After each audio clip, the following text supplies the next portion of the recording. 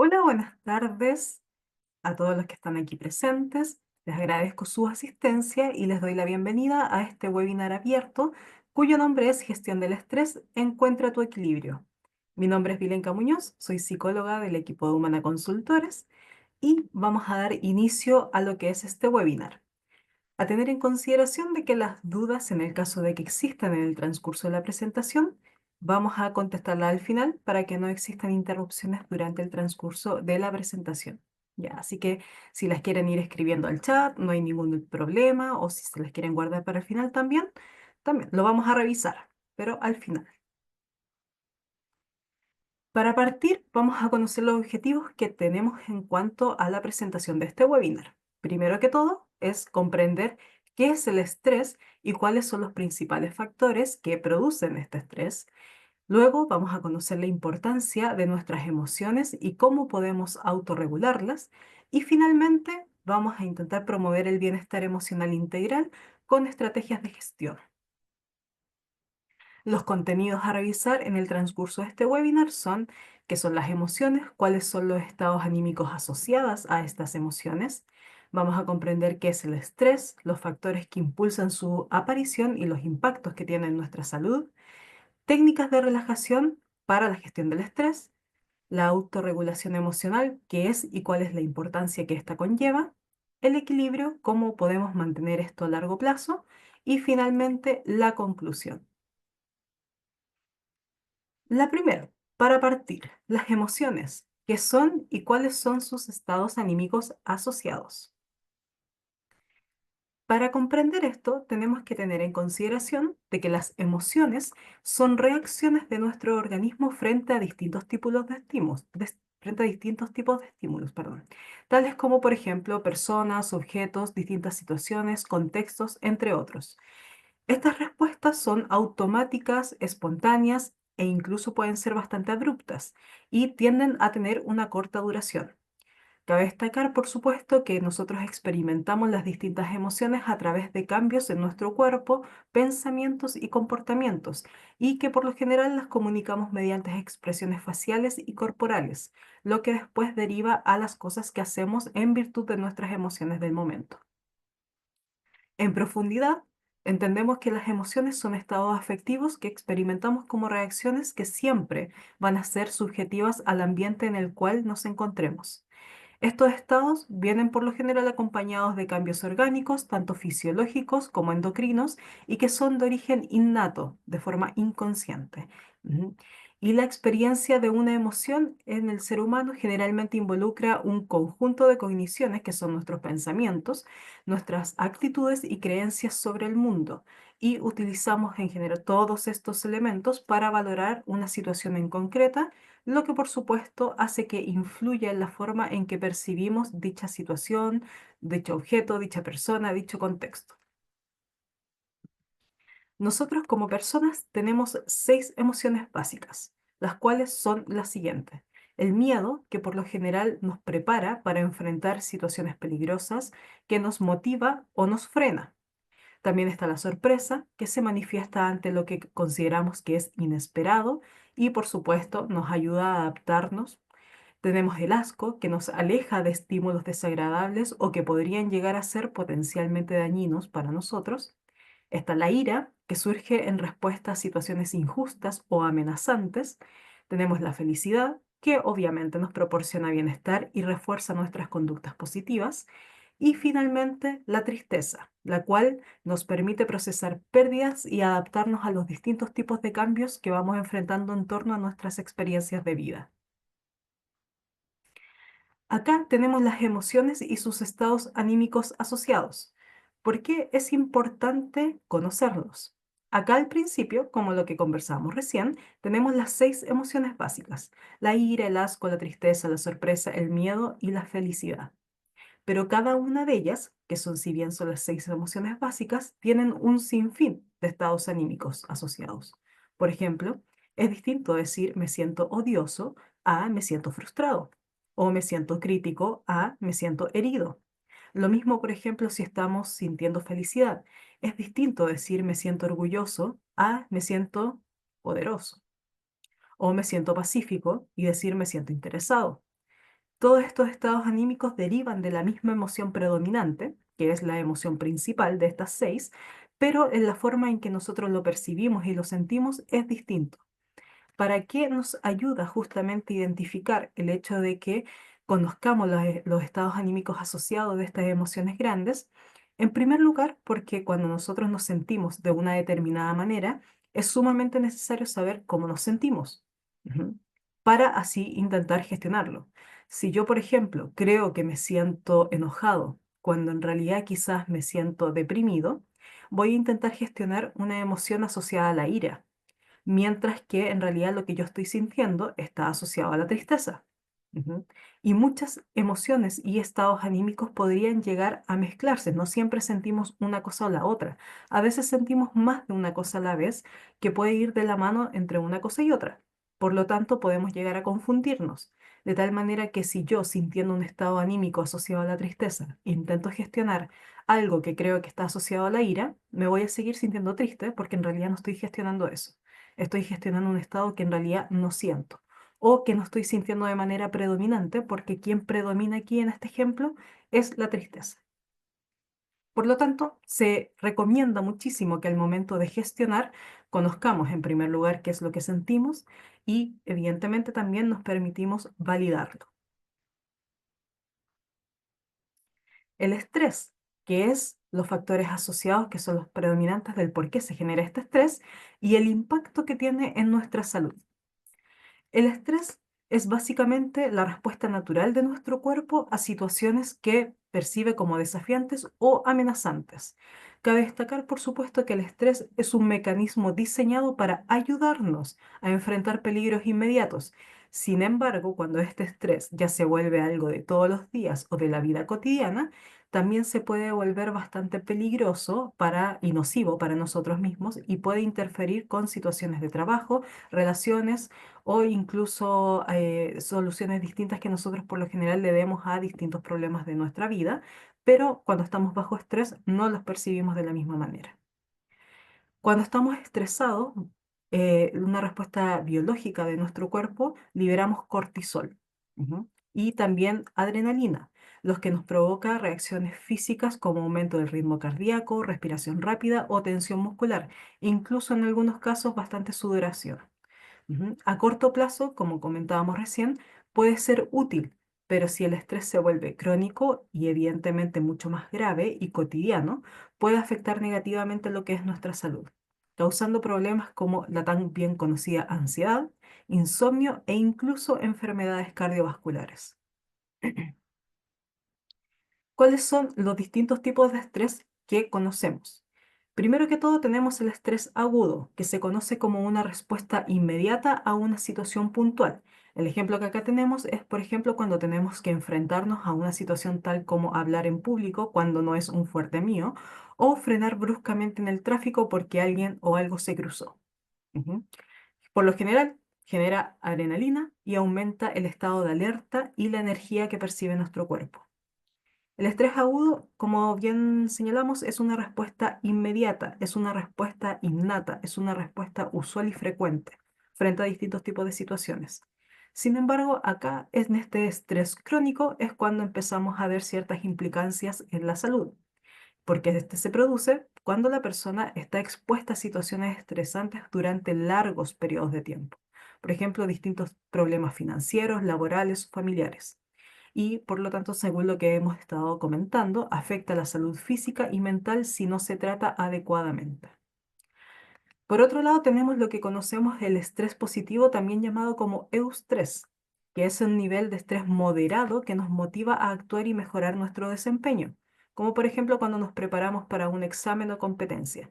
Nos va a poner nervioso, nos pone estresados el hecho de que tenemos una competencia o un examen y por lo tanto vamos a motivarnos a estudiar más, a prepararnos más físicamente o mentalmente dependiendo del examen al cual nos estemos presentando.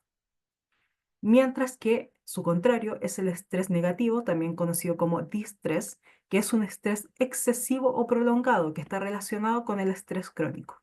Ujú. Provoca ansiedad, agotamiento y problemas a la salud. Los factores que generan el estrés pueden ser muchos. y varían dependiendo de la persona en persona. Sin embargo, hay ciertos umbrales y sensibilidades que, si bien dependen de la persona, se generan ciertos patrones, por lo cual reconocemos que, claro, una situación, por ejemplo, en un factor laboral, podría generar estrés. Los factores personales también generan estrés. ¿Cuáles son estos? Por ejemplo, tenemos los factores laborales, la carga laboral excesiva o la falta de control que yo siento sobre las distintas tareas que están a mi cargo, plazos ajustados o expectativas poco realistas para poder responder en torno a mis responsabilidades, conflictos con colegas o con supervisores que me hagan sentir que no quiero ir a trabajar o que no quiero estar en este contexto laboral. Y finalmente también uno importante es la falta de reconocimiento, sensación de estar estancados, que no puedo avanzar, que no puedo subir más, porque no es posible, porque no me lo impiden, porque no se puede. Todo esto genera estrés en torno al factor laboral. Mientras que si nos centramos en los factores personales, tenemos situaciones tales como problemas financieros, deudas o gastos imprevistos, que no están de más cuando efectivamente decimos voy a estar juntando para esto, para algo que me gustaría, y surge algo que me hace tener que gastar esos ahorros. O incluso no tengo ahorros, pero surge algo que me hace gastar dinero que en muchas ocasiones no tengo. Ujú. Luego también tenemos las relaciones tensas con amigos, familiares y parejas. Otros cambios importantes en la vida, como las mudanzas, los divorcios o las pérdidas. Y finalmente las presiones internas, como el perfeccionismo o las expectativas autoimpuestas, teniendo en consideración de que cuando hablamos de perfeccionismo, hablamos de un concepto que va en contra de una buena autoestima. Hay otros factores conocidos como los ambientales que podrían generar estrés, como estar expuesto a mucho ruido, a mucha contaminación o incluso situaciones de hacinamiento, catástrofes naturales o inestabilidad política, inseguridad en el entorno, tanto física como emocional. Factores relacionados a la salud, enfermedades crónicas o problemas médicos repentinos que me tomen por sorpresa, falta de sueño o de actividad física, teniendo en consideración de que ambas, sumada a la tercera que dice mala alimentación, estas tres son una base importantísima cuando hablamos de bienestar integral. El dormir bien, moverme en cuanto a una actividad física y comer bien hace que por lo general tengamos una base sólida cuando queremos intentar trabajar en nuestro bienestar. Y otra cosa importante acá relacionado a los factores de la salud que podrían generar un estrés negativo es el uso excesivo de sustancias como el alcohol o la cafeína. Ujú. En muchas ocasiones no le tomamos el peso al alcohol, sí, pero al café por lo general no. Y en muchas ocasiones cuando ya estamos muy tensos, muy estresados, una de las primeras cosas que nos tienden a recomendar es que disminuyamos el uso de la cafeína, ya que esto genera situaciones en términos cardíacos, que afecta, por supuesto, a nuestra salud en torno al estrés. También tenemos los factores emocionales y psicológicos, por ejemplo, la ansiedad ante lo desconocido, a este futuro incierto o el miedo al fracaso, la falta de tiempo para el autocuidado o los pasatiempos y la carga emocional en el caso de que seamos cuidadores de familiares enfermos, por ejemplo. ¿Cuál es el impacto del estrés en nuestra salud? Tenemos que tener en consideración de que el impacto que tiene el estrés en nosotros puede ser sumamente profundo y afectar tanto el cuerpo como la mente. En cuanto al cuerpo, en cuanto a lo físico, puede afectar el sistema cardiovascular, como por ejemplo aumentar lo que es la presión arterial y el riesgo de enfermedades como ataques cardíacos o derrames cerebrales. Puede afectar el sistema inmunológico, que puede debilitar las defensas del cuerpo, haciéndonos más susceptibles a infecciones. Por eso no es tan extraño que cuando estamos sometidos a altos niveles de estrés, tendamos por lo general a enfermarnos más. También tenemos afectaciones a nivel digestivo, que es común, muy común, experimentar problemas como dolor abdominal, gastritis o síndrome del intestino irritable. Cabe destacar que estas tres es una de las sintomatologías más común cuando nosotros vemos este aspecto relacionado a lo que es el estrés. El estrés tiene una somatización muy común que por lo general está asociada en primer lugar al intestino irritable, al colon irritable, que es cuando me expongo a una situación compleja, una situación estresora o me duele el estómago. Es una de las más comunes.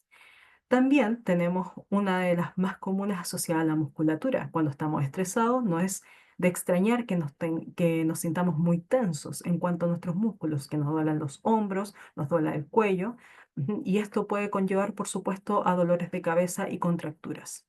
Y finalmente también en cuanto a la salud física, afecta muchísimo lo que es el sueño, ya que puede causar insomnio y alterar los ciclos naturales del sueño, lo que afecta por lo tanto la recuperación física integral cuando hablamos de bienestar.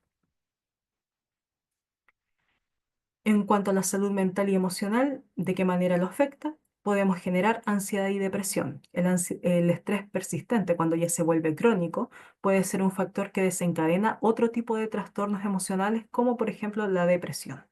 Ujú. También estamos o nos encontramos mucho más susceptibles, irritables y agotados.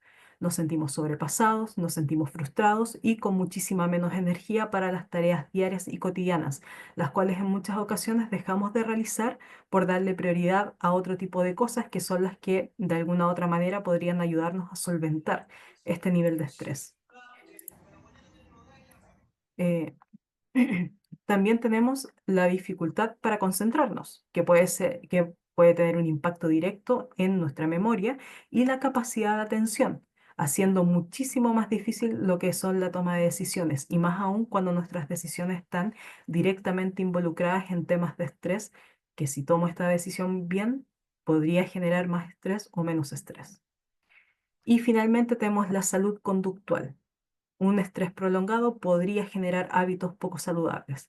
Algunas personas recurren al alcohol, la comida en exceso o el tabaquismo como mecanismos de afrontamiento, por no decir también el consumo de drogas. Y finalmente el aislamiento, que puede interferir muchísimo en lo que es el estrés con las relaciones interpersonales que nosotros manejamos con otras personas, generando un distanciamiento emocional con amigos, familiares e incluso parejas, que empiezan a notarse los cambios cuando más estresados estamos. Vamos a ver ahora lo que son las técnicas de relajación como un mecanismo de gestión frente a situaciones de estrés.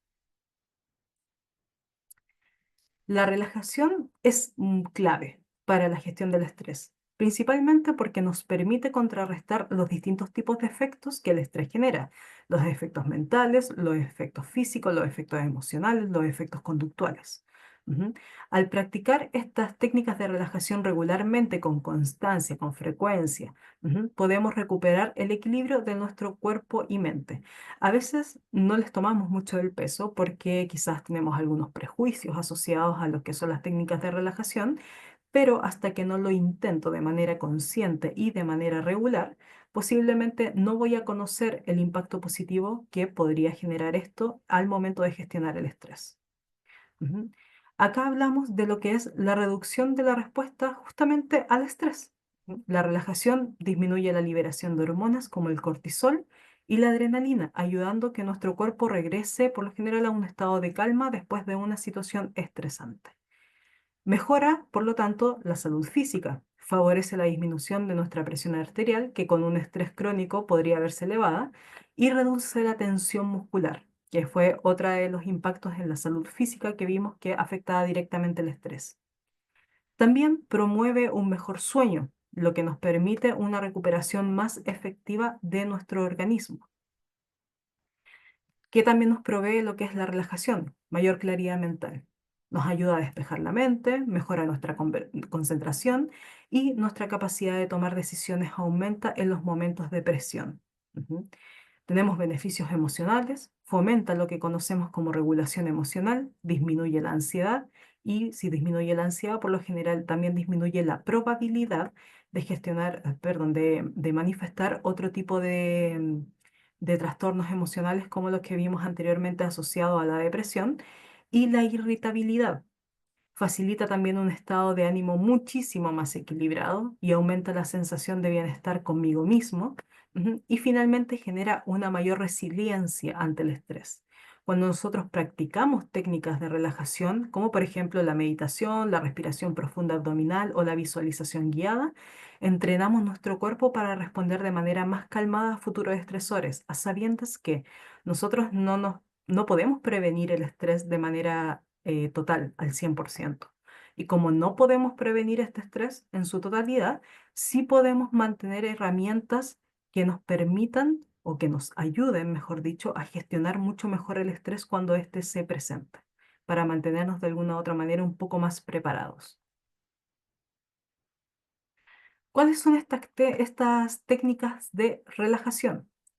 Por ejemplo, tenemos lo que es la respiración profunda, la cual implica inhalar profundamente por la nariz, manteniendo el aire por unos segundos y exhalar lentamente por la boca. Ahora, cuando hablamos de respiración profunda, sí o sí hablamos de una respiración profunda abdominal, que es la única tipo de respiración que nos ayuda a enviar un mensaje a través de nuestro sistema parasimpático para así mandar este mensajito que yo les menciono y que le diga al cerebro, cálmate. Ujú. Hay que intentar relajarse. Por lo tanto, la respiración profunda abdominal implica inhalo, inflo el vientre, exhalo, desinflo el vientre. Ujú. ¿Cómo la implementamos? Dedicándole fácilmente 5 minutos por la mañana o antes de dormir. La idea es que cuando hagamos este ejercicio nos tenemos que sentir cómodos, cerrar los ojos y podemos practicar este ejercicio. Podemos hacerlo de manera sentada o podemos hacerlo estando acostados boca arriba. Lo podemos utilizar en momentos de estrés, por ejemplo, antes de una reunión importante, antes de dar un examen, antes de presentar un proyecto, etcétera. Ejemplo, podemos inhalar contando hasta 4, mantenemos el aire contando también hasta 4 y exhalamos contando hasta 6. Y hacemos una pausa por 4 a 5 segundos antes de respirar y repetir el ejercicio mínimo unas 3 veces. Luego tenemos lo que conocemos como relajación muscular progresiva, que es una técnica donde tensamos nuestros músculos y luego los relajamos para liberar la tensión acumulada de forma consciente.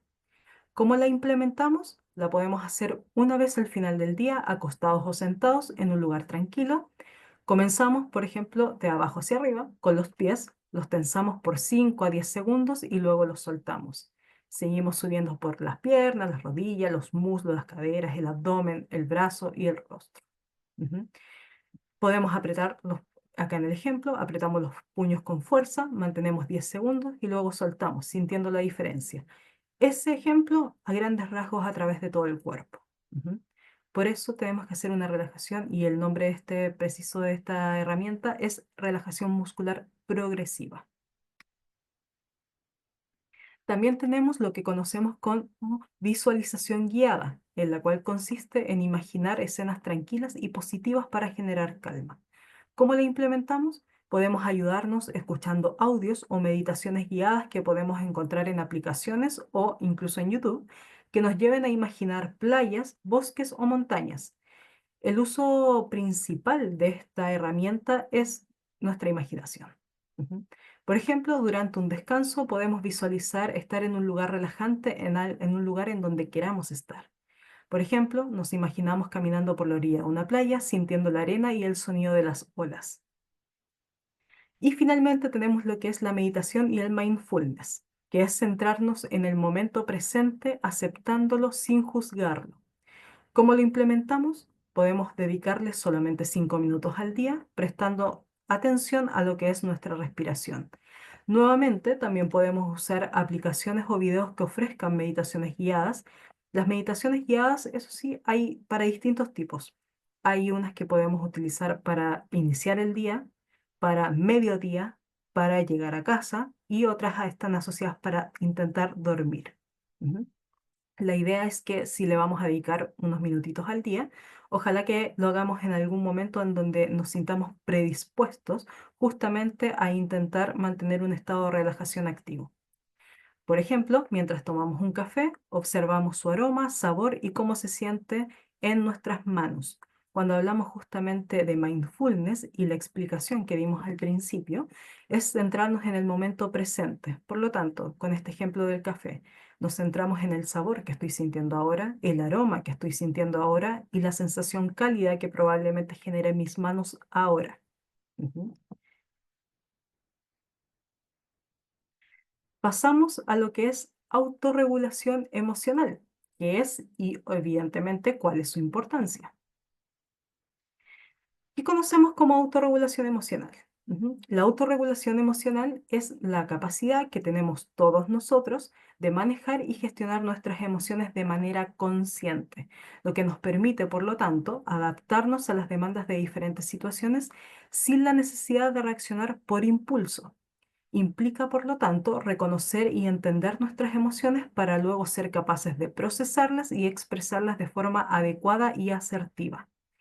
¿Para qué nos sirve lo que es esta autorregulación emocional? Como señalamos, previene reacciones impulsivas, evita que por lo general nuestras emociones sean intensas al punto de no poder controlarlas, como por ejemplo la frustración o la ira, que por lo general tienden a empeorar situaciones estresantes. Promueve la resiliencia. Facilita el desarrollo de estrategias para que nos enfrentemos a desafíos con muchísimo más calma y con capacidad resolutiva, en lugar de sentirnos abrumados. Fortalece nuestro bienestar integral, ya que reduce la carga emocional asociada al estrés y nos ayuda a mantener una perspectiva muchísimo más equilibrada. También mejora muchísimo lo que son las relaciones interpersonales, ya que por lo general está muy asociada a la comunicación más efectiva. Por lo tanto, evitamos conflictos, decimos el mensaje que queremos entregar y disminuye el estrés en interacciones personales y, por supuesto, laborales, ya que siempre estamos en contacto con las personas. ¿Cuáles son los componentes claves asociados a la autorregulación emocional? Tenemos lo que es la conciencia emocional, que implica que reconocemos qué emoción estamos experimentando y por qué. Me siento triste porque me ocurrió esto durante el día. Me siento feliz porque me dieron una buena noticia. Me siento molesto porque surgió algo que no me esperaba y tengo el derecho a sentirme molesto. Tenemos también la modulación emocional, que es regular la intensidad de nuestras emociones y canalizarlas constructivamente. Como señalamos recientemente, la ira y el estrés cuando están juntos tienden a ser una de las emociones más disruptivas, y por lo general las que reaccionan a más impulsos. El tema con la modulación emocional es que si bien yo me enojo muchísimo, por ejemplo, con una persona, yo sé que yo a esa persona no puedo romperle un palo de escoba en la cabeza. Ujú. Que quede en mi mente porque estoy muy, muy molesta es una cosa, que pase al acto es algo totalmente distinto. Entonces ahí es donde entra justamente en acción nuestra modulación emocional. O lo mismo, en vez de un acto, en el momento en que me enojo muchísimo con una persona y no estaría bien de mi parte que debido a mi nivel alto de ira y frustración, yo insulte a más no poder a una persona. Ujú. Ahí es donde entra justamente también en acción lo de mi modulación emocional. En estos momentos quizás no voy a poder responder como a mí me gustaría o ni siquiera voy a poder responder porque la ira no me deja hacerlo. Ujú. Y es parte también de este proceso. Si no puedo hacerlo en estos momentos, lo hago después, para evitar justamente que yo actúe de manera impulsiva. Luego tenemos lo que es el autocontrol, que es tomar decisiones conscientes para responder de manera adecuada y no de manera impulsiva, asociado a lo que acabamos de mencionar. Y la capacidad de adaptación para ajustar nuestros distintos tipos de reacciones emocionales a los distintos tipos de experiencias y circunstancias a los cuales nos expongamos. ¿De qué manera podemos autorregular nuestras emociones de manera consciente y asertiva? Primero que todo, con el reconocimiento y la aceptación emocional. Identificar y validar nuestras emociones sin juzgarlas como si son buenas o malas emociones. Por lo general se dice que nuestras emociones, estas 6 emociones básicas que revisamos anteriormente, no son positivas o negativas, son emociones. Algunas son más incómodas que otras, pero son emociones. Ujú. Entonces, disculpen que están escribiendo al chat. Ah, perdón. Entonces, como les mencionaba, sí, esto son emociones. Emociones que no son ni buenas ni malas, simplemente son emociones.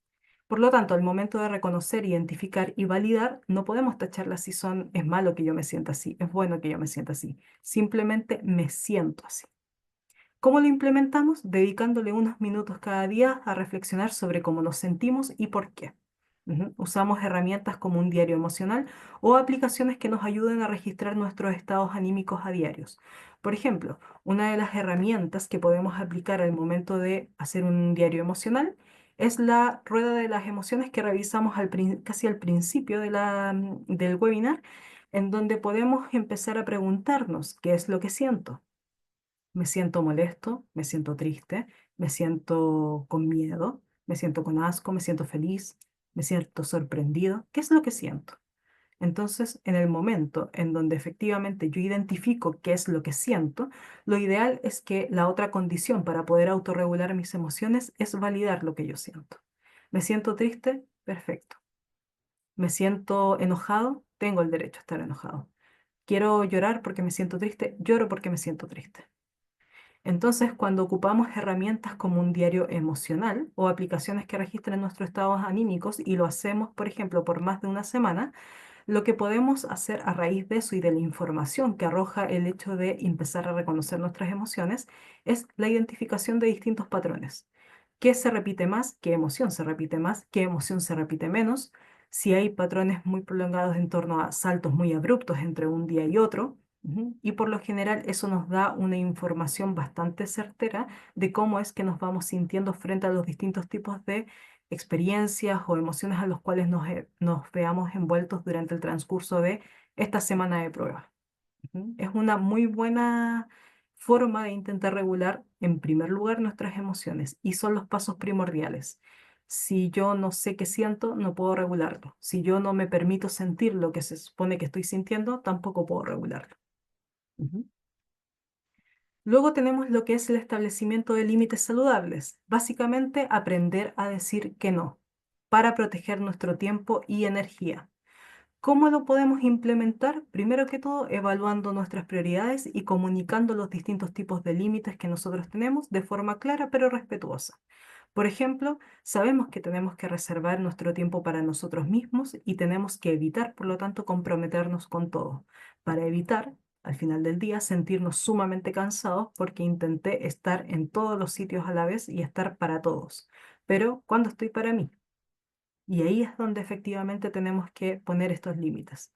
Poner nuestros límites y establecer límites como tal en los distintos tipos de contextos a los cuales nosotros nos vinculamos, ya sea con amigos, con familia, con trabajo, con parejas y con nosotros mismos, no nos hace personas egoístas, no nos hace personas egocéntricas tampoco, nos hace personas que vamos a intentar ponernos a nosotros como prioridad. Y eso es sumamente necesario cuando hablamos de bienestar integral.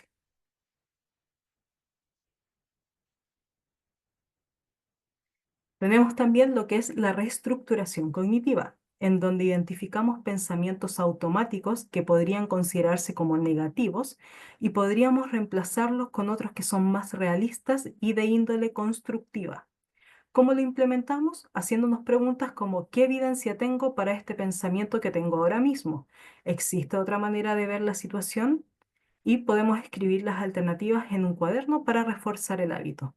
Implica básicamente cuestionarnos a nosotros mismos la forma en que estamos pensando, especialmente cuando estos pensamientos son más destructivos.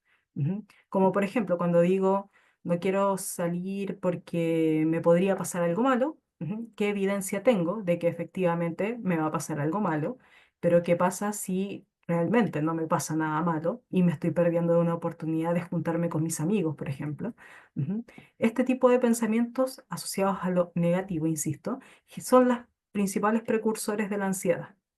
Por lo tanto, cuando hablamos de reestructuración cognitiva, lo cual es un hábito que en un principio cuesta implementarlo porque, insisto, es ponernos a nosotros en duda y cuestionarnos a nosotros mismos, solamente lo logramos cuando esto se vuelve habitual, cuando se siente más natural. Al principio siempre se va a sentir como que estoy siguiendo un paso a paso o una receta, pero cuando se vuelve natural, empezamos a implementarlo con mucha más frecuencia en nuestros hábitos. También tenemos lo que es el control del diálogo interno negativo como una herramienta de autorregulación emocional, en donde reconocemos las frases críticas que nos decimos a nosotros mismos y aprendemos a cambiar el tono hacia uno más positivo. A esto por lo general no le damos tanto peso, pero en realidad la forma en que nosotros nos hablamos a nosotros mismos impacta mucho también en la manera en que yo me autopercibo.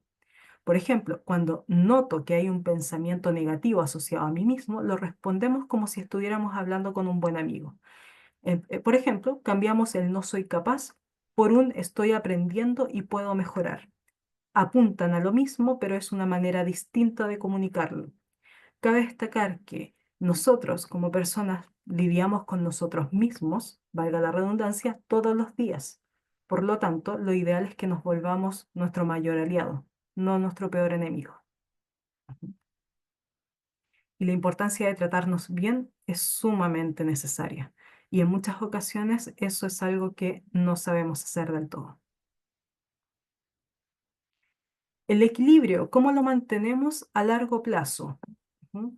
La importancia que tiene la consistencia en la práctica de técnicas de relajación y de autorregulación, básicamente tanto como la que mencionamos asociada a la meditación, a la respiración profunda, a la visualización guiada, nos ayuda sí o sí a convertir estas actividades en un mecanismo automático para manejar nuestro estrés. Le podemos dedicar al menos 10 o 15 minutos diarios. Podemos incorporarlas en momentos específicos del día, al despertar o antes de irnos a dormir, y que si un día no logramos practicar, pese a que estamos poniendo en práctica, valga la redundancia, la consistencia, no nos tenemos que castigar. La clave es volver al hábito al día siguiente, pero si no puedo hacerlo hoy día, puedo volver mañana. No se me acaba el mundo porque no lo hice hoy día. Nadie murió porque no lo hice hoy día. Por lo tanto, no me castigo, no me veo como un enemigo, sino que vuelvo con un poquito más de ánimo al día siguiente. También podemos favorecer este equilibrio creando hábitos de bienestar emocional, como por ejemplo el establecimiento de rutinas saludables. Las rutinas matutinas, comenzar el día con actividades que promuevan nuestra calma para evitar un estrés desde el primer inicio del día, como un estiramiento suave, un desayuno nutritivo y unos minutos para planificar las actividades que yo tengo en el transcurso de nuestra jornada. Podemos mantener lo que es el equilibrio entre el trabajo y la vida personal, definiendo horarios claros, respetando los tiempos de desconexión, que es básicamente mantener la línea de poner límites. Y también mantener un autocuidado constante, asegurándonos de cubrir necesidades básicas como las que comentamos al principio: alimentación balanceada, sueño reparador y ejercicio físico, que son las bases del bienestar integral. También tenemos que tener en consideración de que para mantener esto a largo plazo podemos buscar apoyo cuando sea necesario. Aquí es donde recae la importancia que tienen las redes de apoyo en la vida de cada uno y la importancia de ir a terapia. La red de apoyo, hablar con amigos, familiares, compañeros de confianza, puede ayudarnos mucho a procesar nuestras emociones y a recibir distintos tipos de perspectivas sobre las mismas situaciones. El consejo que les doy en cuanto a esto es que no duden de expresar sus necesidades y de pedir ayuda cuando lo requieras. No están solos y, a diferencia de un pensamiento muy nocivo que en muchas ocasiones las personas tienen de sí mismas, no son una molestia. Ujú. Entonces hay que derrocar ese pensamiento justamente para acudir a estas redes de apoyo que en muchas ocasiones están ahí esperando que podamos apoyarnos justamente en ellos. En cuanto a la terapia, por supuesto, un profesional puede ayudarnos a ofrecernos herramientas, distintos tipos de herramientas personalizadas para enfrentar distintos tipos de desafíos emocionales o identificar patrones de comportamiento y de pensamiento negativos o nocivos para nuestra salud. Y un ejemplo práctico asociado a esto es que podemos considerar la terapia como un espacio de autoexploración y aprendizaje, no solamente como una solución para una crisis en particular, teniendo en consideración de que la terapia puede ser preventiva y reactiva. No necesitamos ir a terapia justamente cuando las cosas ya ocurren, sino que podemos hacerlo antes para intentar trabajar en estas herramientas, para intentar conocerme más, para intentar poner límites, para intentar ver mi autoestima. Hay un sinfín de motivos por los cuales está bien ir a terapia.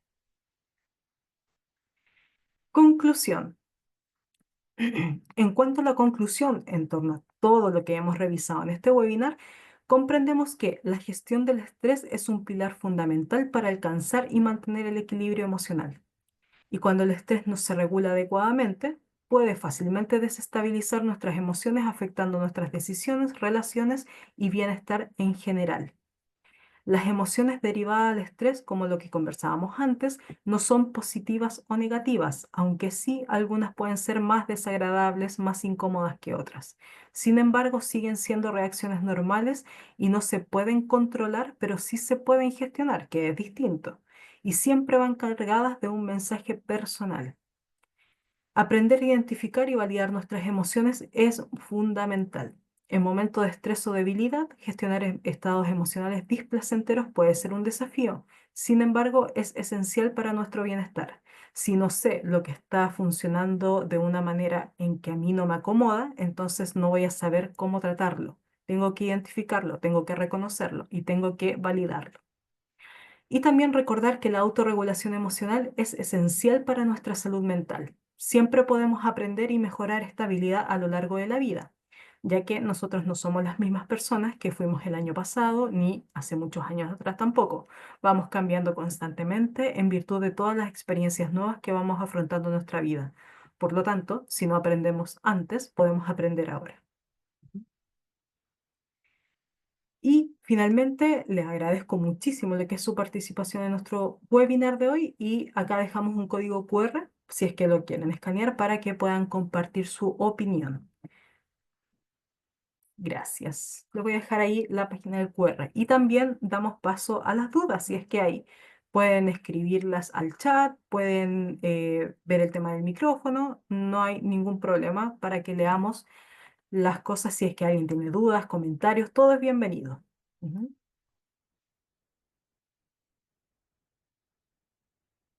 Así que ahí me avisan si tienen dudas, pero vamos a dejar un espacio ahí para que en el caso de que existan, las podamos solventar. Insisto, comentarios también que tengan, bienvenidos sean.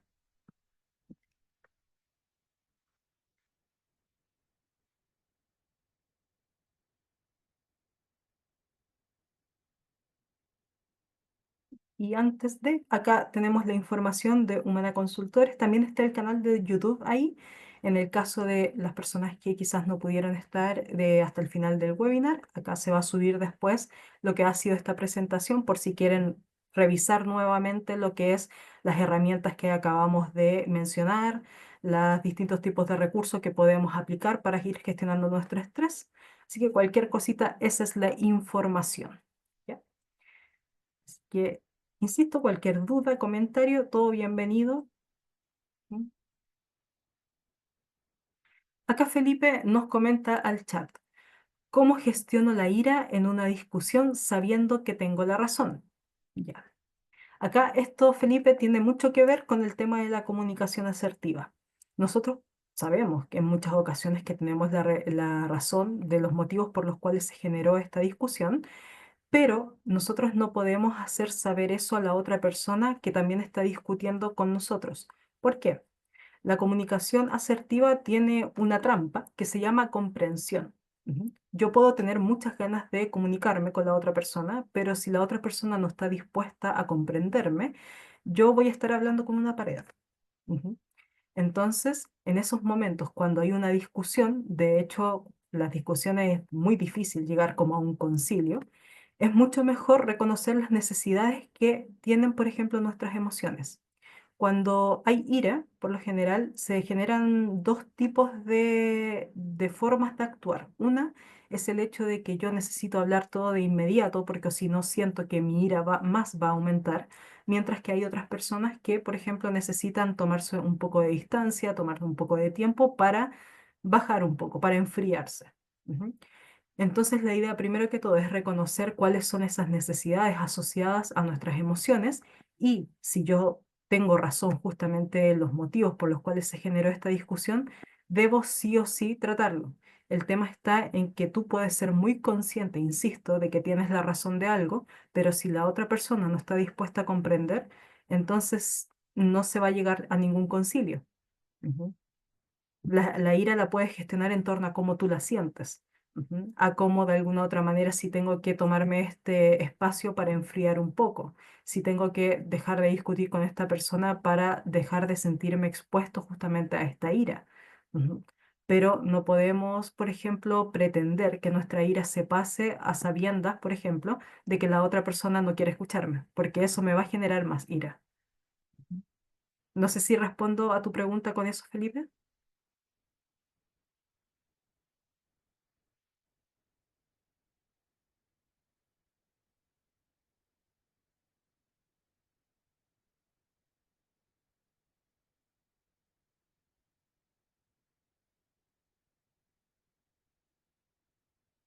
Quedo ahí atenta al chat por si respondí la pregunta. Comprendo, mi tendencia es hablar siempre en el momento que ocurre.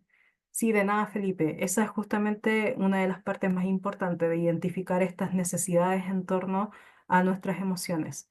Ujú. Yubelis me pregunta, ¿practicar yoga favorece controlar el estrés? Sí, la yoga principal, el yoga, perdón, tiene mucha relación con lo que es el mindfulness y la meditación. Cuando nosotros hablamos de yoga, hablamos de una contextualización de nos centramos en el presente. Ujú. En el presente, en lo que está ocurriendo ahora, en cómo se siente tu cuerpo, hacia dónde apunta tu mente. Entonces sí, porque nos ayuda a alejarnos de lo que son los factores estresores y nos ayuda a centrarnos en el presente, teniendo en consideración, estimados que todavía están conectados, que cuando hablamos de estrés y, por ejemplo, de ansiedad, esto siempre está relacionado al futuro. Ujú. Mientras que cualquier tipo de herramienta de gestión de estrés siempre va a estar asociada a mantener nuestra mente y nuestros pensamientos en el presente. ¿Por qué? Porque no tenemos control sobre el futuro. No sabemos qué va a pasar mañana. Por lo tanto, lo que único que podemos gestionar es el presente. Y eso es algo que en nivel de aceptación a veces cuesta muchísimo. Ujú. Pero sí, ayuda muchísimo. Es una de las... Y además cuenta también como ejercicio físico. Así que muy buena opción también yoga. ¿Alguna duda más? De nada, Yubelis. Ujú. ¿Alguna duda más? ¿Algún comentario? Cualquier cosita, estoy leyendo el chat por si quieren escribir por ahí, si es que no quieren hablar, pero cualquier cosita, bienvenida.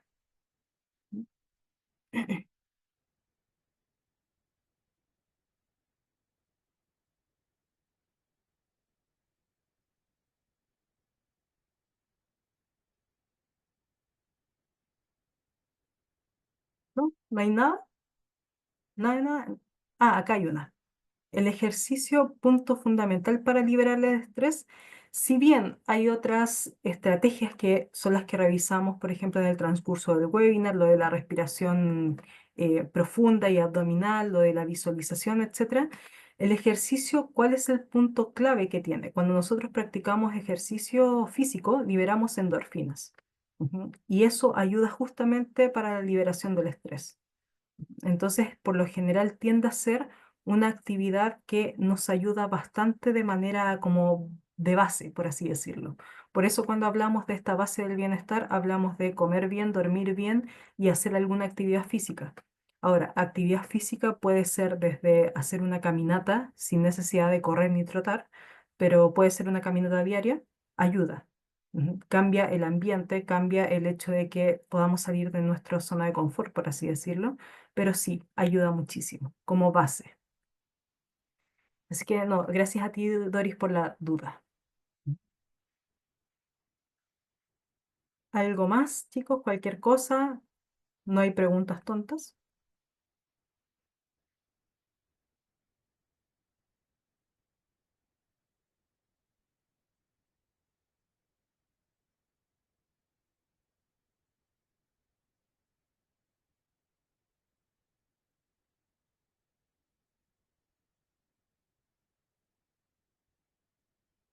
Parece que no, parece que ya estamos.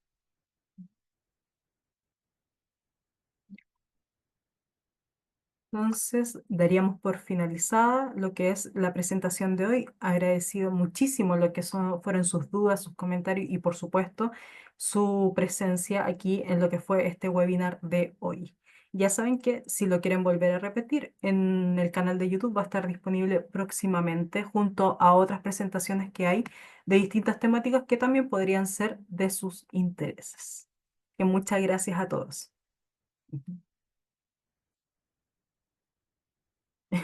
Muchas gracias por tus palabras, Doris.